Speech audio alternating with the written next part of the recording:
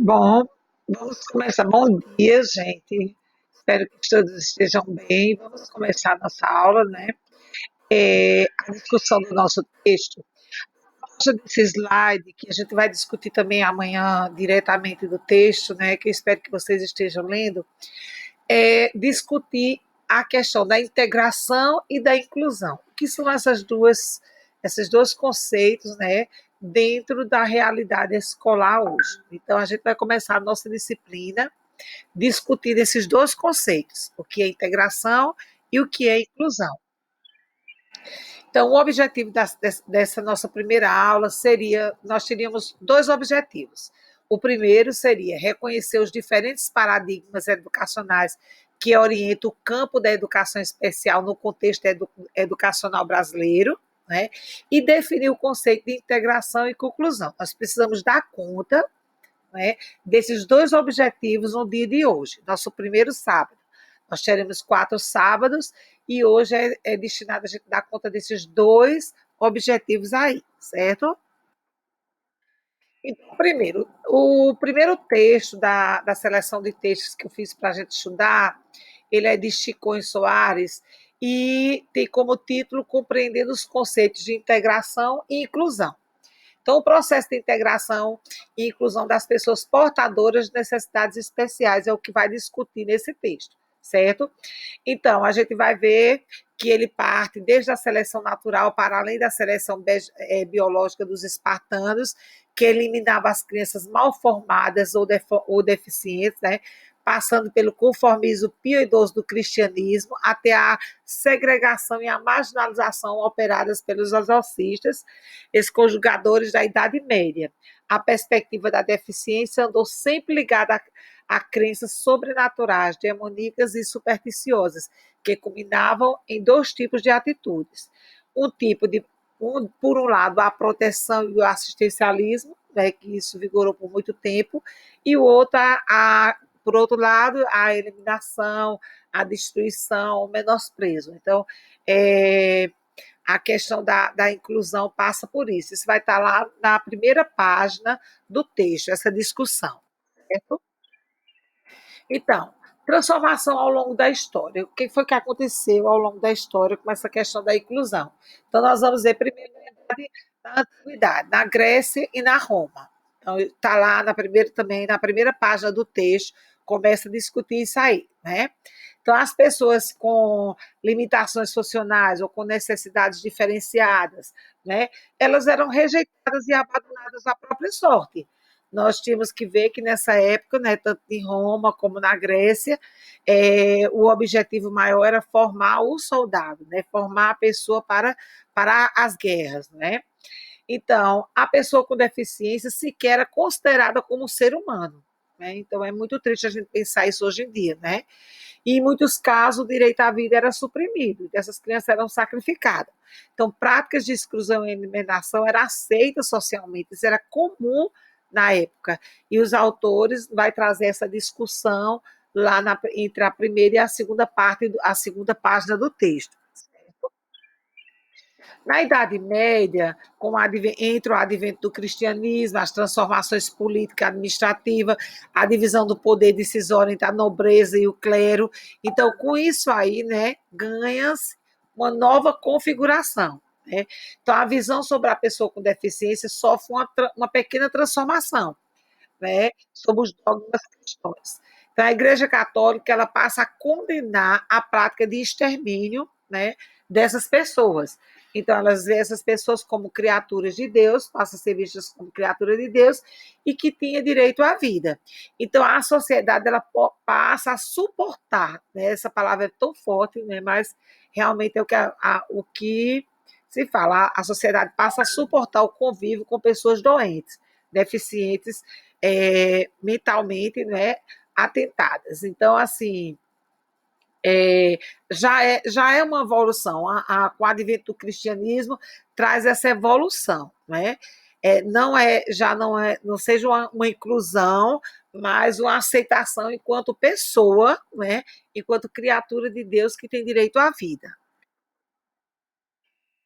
As relações entre sociedade e pessoa com deficiência, como eram essas relações nesse período?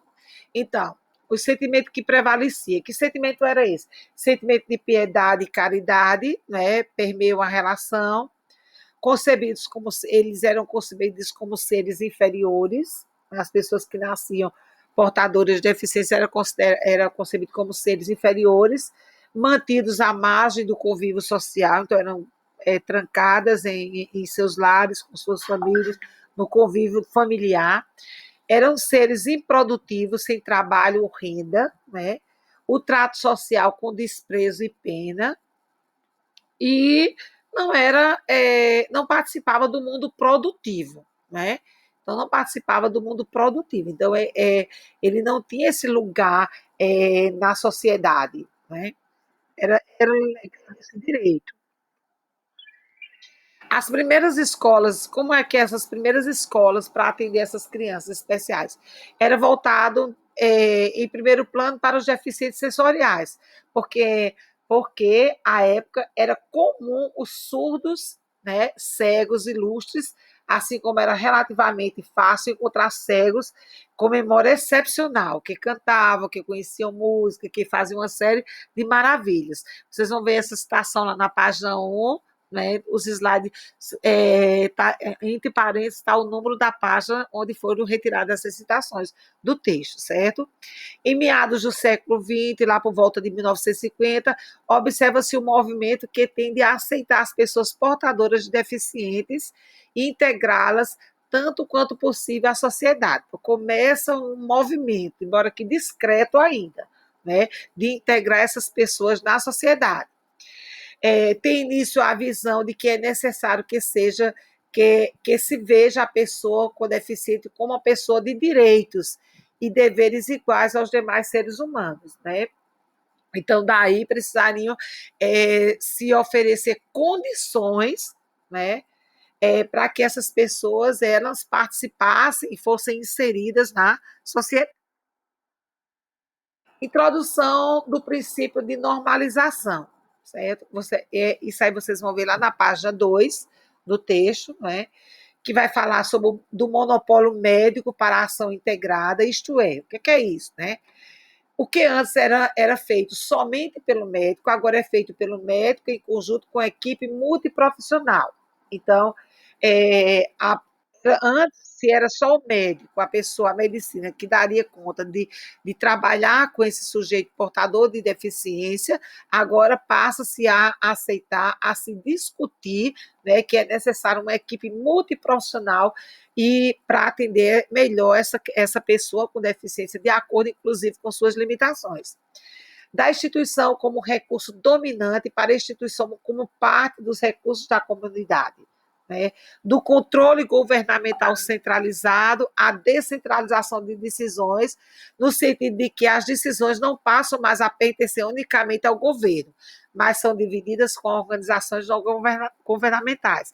Aí surgem as ONGs, né, que tratam muito, que passam a receber essas pessoas com deficiências e tentar desenvolver um trabalho com elas, né? Do sistema escolar acadêmico exclusivo, que mantinha essas pessoas fora do contexto escolar, para um sistema mais aberto, mais humanístico, né? Abre-se a porta da escola para as novas possibilidades, para a possibilidade de atender essas crianças com necessidades educacionais especiais. E aí entra a discussão do PNE, que vai estar lá na página 02, na página 2, o que é o PNE? O Plano Nacional de Educação, que vai trazer também uma discussão em torno da educação especial. Da caridade, então passamos da caridade para o direito, né? Do controle e decisão dos pais aos direitos dos portadores com necessidades especiais, né? Então, os portadores com necessidades especiais, eles passam a ter direitos, né? Passam a ser vistos como sujeitos e como cidadãos de direitos. Das associações de pais como proprietários e operadoras de serviços para a associação de pais como orientadoras, defensoras, estimuladoras dos direitos dessas crianças, desses jovens, dos adultos com necessidades especiais. Então, história da educação especial no Brasil. Então, a gente vai discutir também isso no texto, não é? Diferentes paradigmas educacionais. Então, o paradigma médico assistencialista, como eu já falei no início, não é?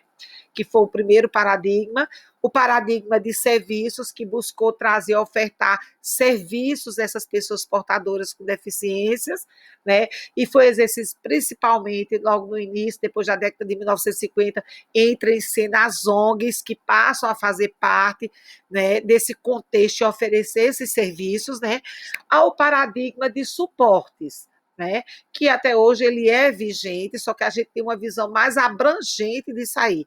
É quando o portador de deficiência ele passa a adentrar ao contexto educacional, né, e é preciso que a sociedade, que as políticas educacionais, né, promovam o acesso desse indivíduo à escola, bem como a permanência e a assistência desse indivíduo de acordo com suas necessidades dentro do contexto escolar. O paradigma médico assistencialismo, vamos ver um de cada vez. O que é que ele dizia? O que é que ele visava? Né? Isso o texto deixa bem claro, só apenas resumir aí no slide. Ele visava o cuidado e a proteção da pessoa com deficiência, a pessoa era retirada do convívio social e separada de sua família, porque eram colocados geralmente em instituições, né, isoladas da família, prática de confinamento em espaços segregados, aí tinha conventos, asílios, famosos manicômios, não é? Então, essas pessoas eram colocadas nessas instituições, né?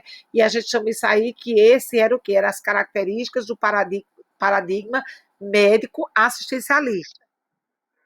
O segundo paradigma seria por volta do século XX, entre os anos 60, né? Após os anos 60, é o paradigma dos serviços. Né? Então, uma crítica ao paradigma da institucionalização devido à sua ineficiência e inadequação na recuperação ou preparação das pessoas com uma deficiência para a vida na sociedade, ele traz essa crítica. Não adianta colocar essas pessoas segregadas dentro da instituição se elas não vão estar sendo preparadas para viver na sociedade, né? E o princípio da normalização, o que é isso?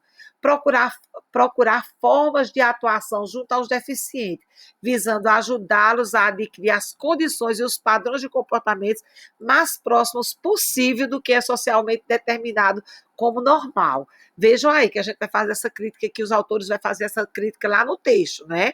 Esse paradigma da normalização, ele visa o contrário, não visa preparar a sociedade para receber esse sujeito, para atender às necessidades desse sujeito que é portador de deficiência, mas é o contrário. Visa o quê? Normatizar esse sujeito, preparar esse sujeito, como é que eu posso dizer, moldar esse sujeito para viver na sociedade que já está lá posta, com as suas regras, com as suas dificuldades, né? Oferta de serviços especializados, então, escolas especiais, entidades assistencialistas, reabilitações, isso passou a acontecer, né?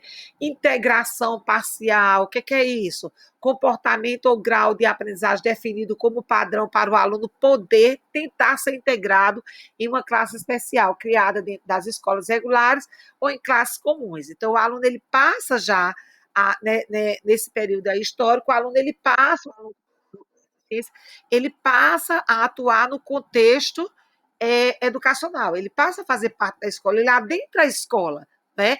Mas dentro de uma classe especial, separada das crianças que frequentam as classes regulares comuns. Né?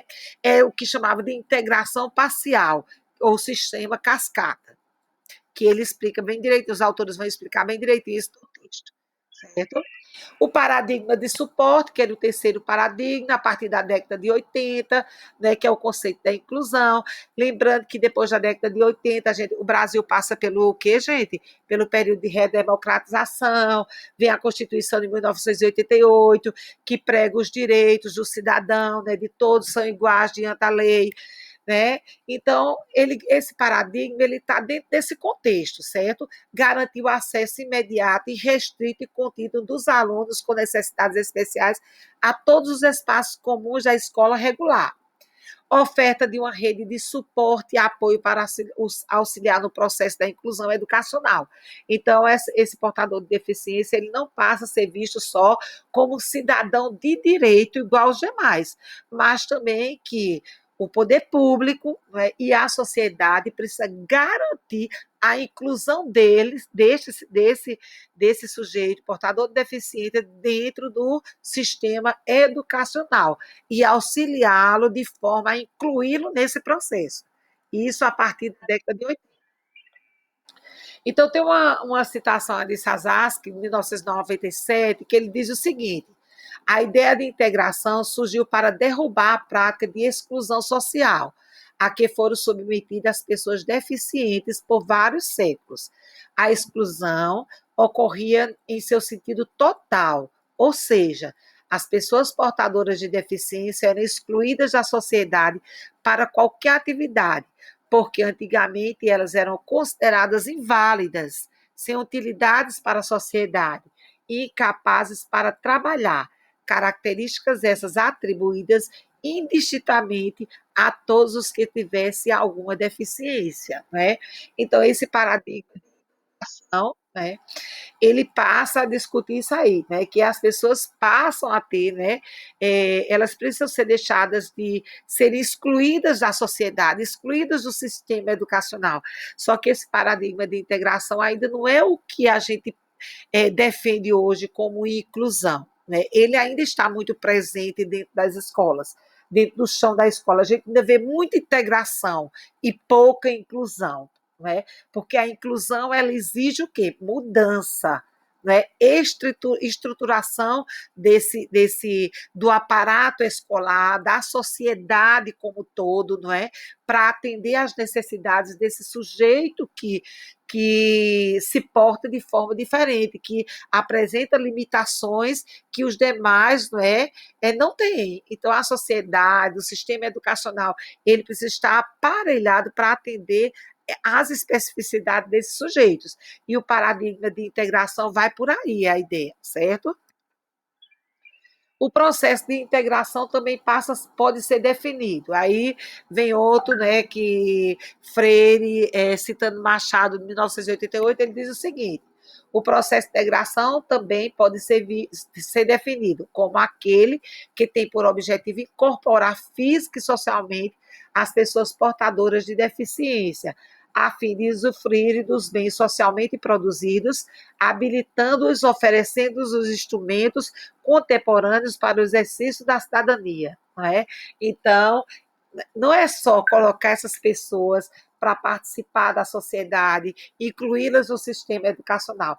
É preciso oferecer os instrumentos, né, os meios, né, que elas consigam participar ativamente, não é, e, portanto, praticar o exercício da cidadania. Então, continuando, a gente vai discutir as formas, não é? De integração, no sentido da integração e da inclusão. Essa integração ela pode ser o quê? Temporal. É a convivência do portador de necessidades especiais com os companheiros não portadores de necessidades especiais. É o que a gente chama de inclusão temporal. Então, dentro do chão da escola, como é que isso acontece? Uma criança chega na escola e ela precisa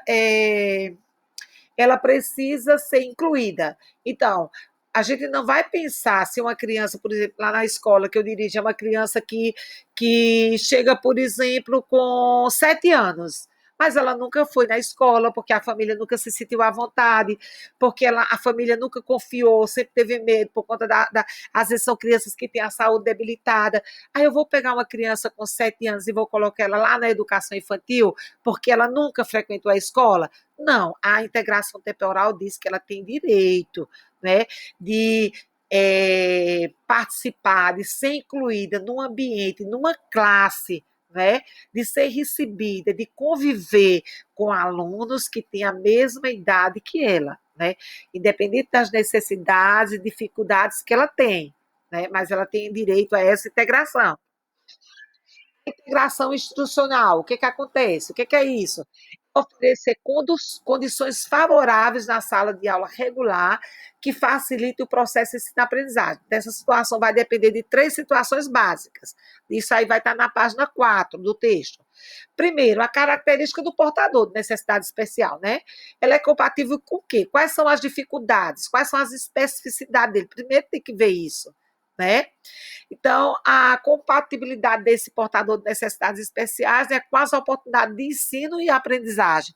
Quais são as habilidades que precisa desenvolver, né? Quais são os métodos que a professora vai usar a chegar junto desse aluno para tentar desenvolver uma habilidade com ele? Quais são os recursos que vão ser necessários para que os conteúdos sejam trabalhados com essa criança, não é? Ou com esse adolescente?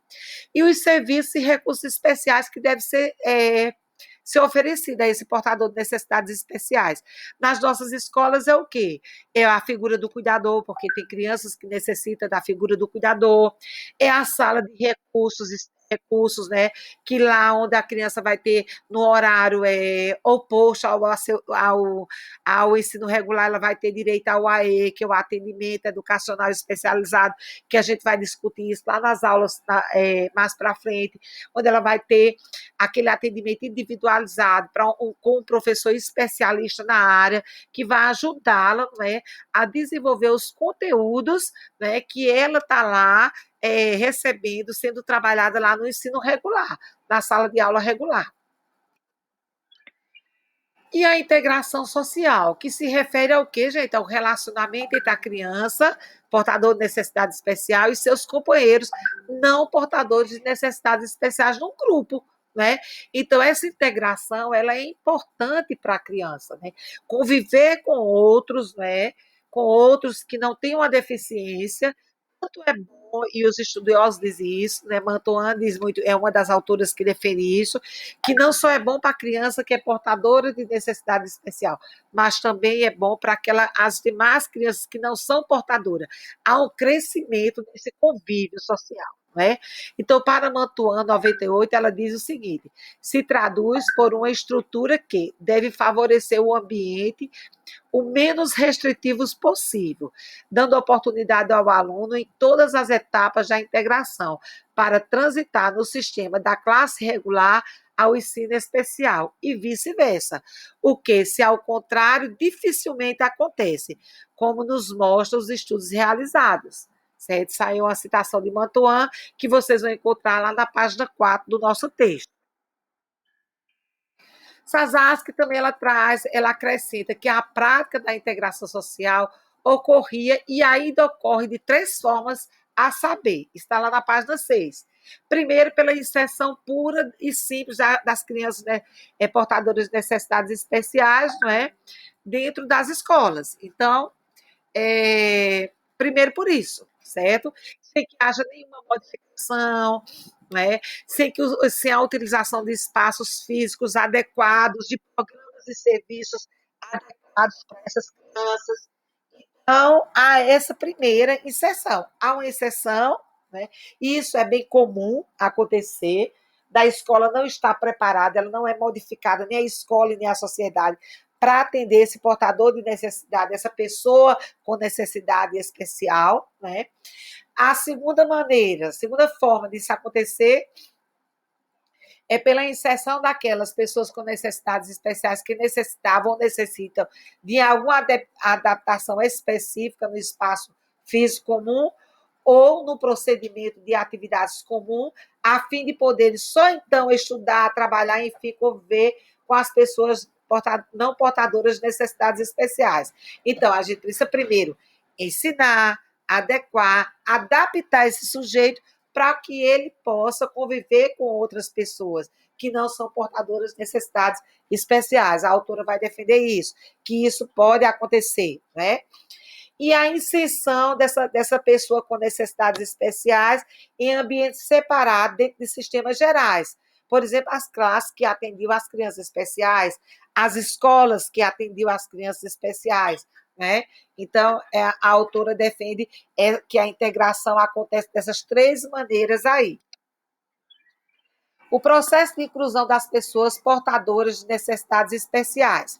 Então, eu vou querer que vocês leiam, que vocês reflitam, né, na página 7 do texto, onde o documento que vai tratar bem direitinho sobre isso aí, que é a Declaração de Salamanca. Então, todo mundo vai ler na íntegra, certo? O que a Declaração de Salamanca traz sobre isso aí, certo? E a gente vai refletir nas nossas discussões na sala virtual. Então, de acordo com Mantoan, ela vai dizer o seguinte: a noção de inclusão não é incompatível com a de integração, porém, institui a inserção de uma forma mais radical, completa e sistemática. O vocabulário integração é abandonado uma vez que o objetivo é incluir um aluno ou um grupo de alunos que já foram anteriormente excluídos. A meta primordial da inclusão é a de não deixar ninguém no exterior do ensino regular desde o começo. As escolas inclusivas propõem um modo de se constituir o sistema educacional que considera as necessidades de todos os alunos e que é estruturado em virtude dessas necessidades. A inclusão causa uma mudança de perspectiva institucional, pois não se limita a ajudar somente os alunos que apresentam dificuldades na escola, mas apoia a todos, professores, alunos, pessoal administrativo, para que se obtenha sucesso na corrente educativa geral. Então, o que é que a autora vai dizer? Que a inclusão, ela exige mais, ela exige uma transformação como um todo, uma transformação da sociedade para receber esse sujeito, nessa pessoa com necessidades educativas especiais, a transformação do meio escolar, a preparação dos sujeitos para lidar com essas pessoas, não é? A preparação também não só do sujeito formador, como os professores, mas também dos alunos para lidar, para incluir, para que a inclusão tenha sucesso, é necessário todo esse aparato que a autora vai dizer. Não só é um aparato administrativo, mas social, não é? É um aparato social, é um aparato de transformação da perspectiva educacional vigente. Então, pelo modelo social da deficiência, os problemas das pessoas com necessidades educacionais especiais não estão nela tanto quanto estão na sociedade. Assim, a sociedade é chamada a ver que ela cria problemas para as pessoas portadoras de necessidades especiais, causando incapacidades ou desvantagens no desempenho de papéis sociais, em virtude de quê? Nós temos ambientes restritivos, nossas políticas, infelizmente, ainda são discriminatórias, não é? Com atitudes preconceituosas, a gente ainda tem isso. Seus discutíveis são discutíveis padrões de normalidades para exercer determinadas posições dentro da sociedade, né? Objetivos e outros bens inacessíveis do ponto de vista físico. Se a gente for observar que a gente tem uma sociedade que não é preparada, por exemplo, para o deficiente surdo, para o deficiente, desculpa, o deficiente auditivo, para o deficiente visual, não é? A gente não tem uma sociedade preparada para isso, para atender isso, não é? Então, acaba que essas pessoas elas não têm os seus direitos resguardados enquanto cidadãos de direito a participar dessa sociedade, não é? E uma dessas barreiras também é a desinformação. A desinformação que essas pessoas têm, que as famílias dessas pessoas têm, que os educadores dessas pessoas têm acerca de seus direitos. E ela vai discutir isso bem direitinho lá no texto dos autores. Em consonância com Pereira, 1980, entendemos ser preciso para o que é preciso para a educação dessa pessoa com necessidades educacionais especiais. Primeiro, uma adequação das escolas, né? A primeira coisa, a adequação das escolas. É preciso vencer as barreiras físicas, as barreiras atitudinais, né? Para que essas pessoas sejam incluídas, as barreiras dos métodos, a formação dos professores, né? A má formação dos professores, né? Então, é uma barreira a ser vencida. Outra é a participação efetiva dos pais, da família, junto da escola, não é? Para também dar essa continuidade no lar. O que é trabalhado na escola, ser continuado no lar. Outra barreira é que as nossas autoridades governamentais assumam o compromisso permanente de estabelecer políticas públicas destinadas a atender as pessoas com necessidades especiais. Então, a ênfase na importância da formação do educador como ponto crucial para a efetivação desse direito, né, da educação inclusiva. Então, a educação inclusiva passa necessariamente, não é isso, pela formação dos educadores. E isso, os dois autores vão deixar bem claro isso no texto, e nós vamos reforçar isso na nossa aula, nas nossas discussões na aula virtual. Então, é necessário que vocês leiam, né, o segundo, terceiro e último parágrafo da página 10, que vai falar justamente sobre essas barreiras que as crianças, não só crianças, eu digo crianças porque a maioria de nós estamos no contexto do ensino fundamental 1, não é? Mas o portador de deficiência tem na sociedade, as barreiras que esse portador de deficiência tem na sociedade. E entre elas, uma das maiores são a formulação de políticas públicas destinada a essas pessoas. Então, leitura das considerações finais, né, que é as ideias que os autores resumem aí, não é?